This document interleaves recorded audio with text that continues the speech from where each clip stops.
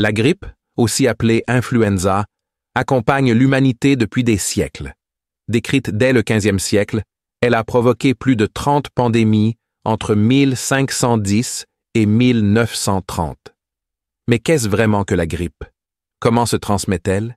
Et surtout, comment s'en protéger? Découvrons ensemble ce virus qui reste aujourd'hui un problème majeur de santé publique. Qu'est-ce que la grippe? La grippe est une infection respiratoire aiguë, souvent bénigne, mais qui peut devenir grave chez les personnes âgées ou fragiles. Elle se transmet très facilement et peut entraîner de fortes épidémies, voire des pandémies, avec un risque élevé de mortalité. Structure et propriétés du virus. Les virus grippaux appartiennent à la famille des Orthomyxoviridae. On distingue 3 types, A, B et C, selon leurs nucléoprotéines internes. Type A, le plus variable, responsable des pandémies. Type B, épidémie saisonnière. Type C, cas sporadique, forme bénigne. Le virus est entouré d'une enveloppe fragile sur laquelle se trouvent 2 protéines clés. L'hémagglutinine, qui permet au virus d'entrer dans la cellule. La neuraminidase, qui facilite la sortie des nouveaux virus. Ces protéines définissent les fameux sous-types H1N1, H3N2 et bien d'autres. Variabilité génétique. Pourquoi la grippe change chaque année? Le virus influenza possède un génome à ARN segmenté, ce qui le rend extrêmement variable. 2 mécanismes expliquent ces changements. Les mutations mineures ou glissements antigéniques, responsables des petites épidémies annuelles.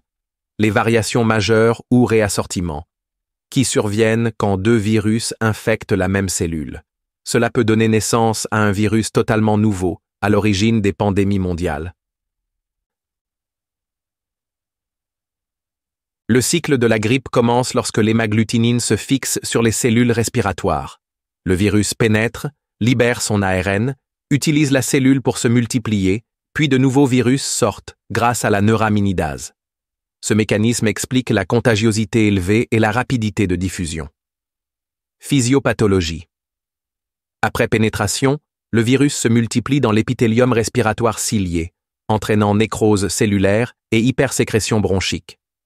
La diffusion est locale, expliquant l'incubation courte de 1 à 2 jours. L'inflammation du tractus respiratoire supérieur est habituelle.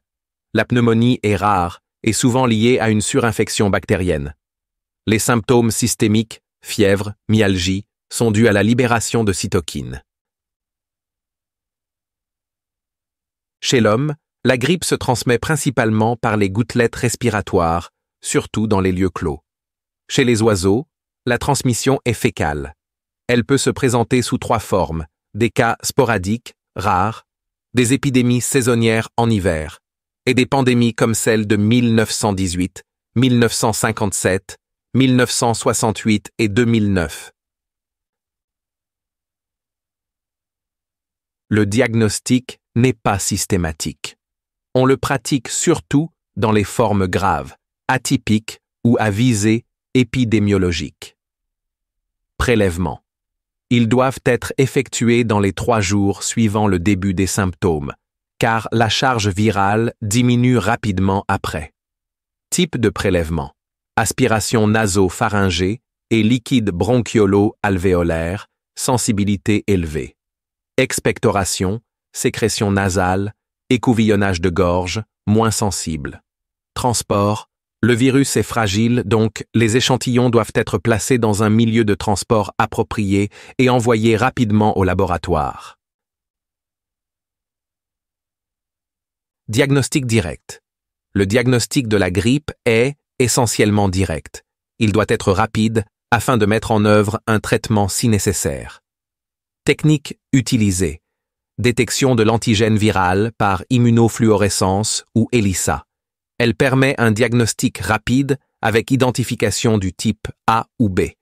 Détection du génome viral, technique rapide et sensible. Elle permet la détection et l'identification du type et des variants épidémiques. Isolement viral sur cellules sensibles ou sur œufs de poule embryonnés. C'est la technique de référence, mais elle est utilisée uniquement dans les laboratoires de référence. Elle permet d'isoler la souche circulante afin de la caractériser sur le plan génétique. Elle est également utilisée pour la production de vaccins. Diagnostic indirect. Repose sur la détection des anticorps anti-influenza. Nécessite 2 prélèvements espacés de 15 jours pour confirmer une infection récente. Les anticorps apparaissent entre J7 et J21, avec un pic entre la 2e et la 4e semaine. La prévention repose surtout sur la vaccination. Chaque année, l'OMS recommande la composition du vaccin adapté aux souches en circulation. Le vaccin est trivalent ou quadrivalent, protégeant contre les types A et B. La vaccination est particulièrement recommandée pour les personnes âgées, les patients atteints de maladies chroniques, les personnes immunodéprimées. En plus du vaccin, les mesures d'hygiène comme le lavage des mains, l'isolement des malades et le port du masque limitent la propagation. Le traitement est surtout symptomatique. Les antiviraux, comme l'oseltamivir ou le zanamivir, sont réservés aux formes graves ou aux patients à risque. Depuis 1947, l'OMS a mis en place un réseau mondial de surveillance. Plus de 100 laboratoires travaillent ensemble pour détecter rapidement les nouvelles souches et adapter la composition des vaccins. Conclusion. La grippe est une maladie ancienne mais toujours d'actualité. Grâce à la vaccination, aux mesures de prévention et à la surveillance mondiale, nous avons les moyens de limiter son impact. Mais la vigilance reste essentielle car le virus continue d'évoluer et de nous défier. Nous espérons que cette présentation vous a été utile. N'oubliez pas de liker, partager et vous abonner pour ne rien rater de nos prochaines vidéos.